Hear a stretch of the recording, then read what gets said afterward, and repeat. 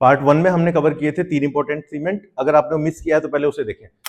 Portland slag cement composition क्या रहेगा? OPC clinker plus slag.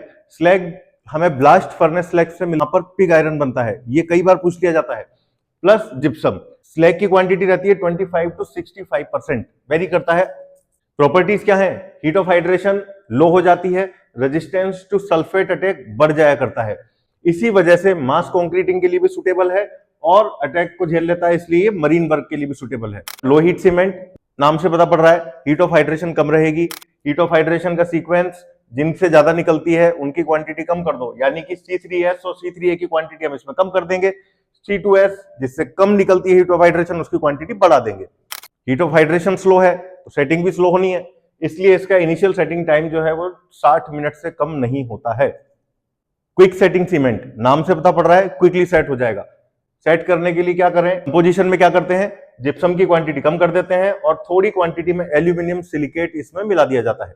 इसके अलावा जो ग्राइंडिंग होती है रिफाइन कर देते हैं, जिससे वाटर के साथ ये जल्दी रिएक्ट कर जाता है।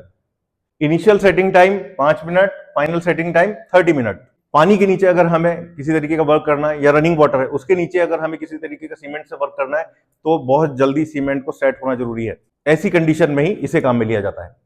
व्हाइट सीमेंट, हमसे ही पता पड़ रहा है सफेद कलर का होना है। सीमेंट का कलर कौन लाता है? आयरन ऑक्साइड, उसकी क्वांटिटी कम कर देंगे। दूसरा, प्योर रॉ मटेरियल यूज करेंगे, क्योंकि लाइमस्टोन अगर हम इम्प्योर यूज करते हैं तो वहां से भी कुछ कलर आ जाता है। इसका कलर ही इसकी खासियत है।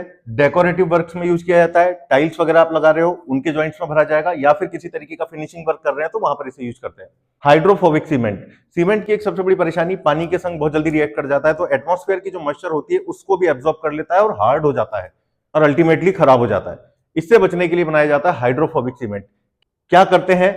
ऑयलिक या एस्टेरिक एसिड मिला दिया जाता है इसके अंदर। ये एसिड क्या करता है? सीमेंट के फाइन पार्टिकल्स के अराउंड एक लेयर बना लेता है, क्योंकि हाइड्रोफोबिक नेचर की पानी इससे रिएक्ट नहीं कर पाता। अब आप कहोगे कि कंक्रीट में मिलाएंगे तो फिर क्या होगा?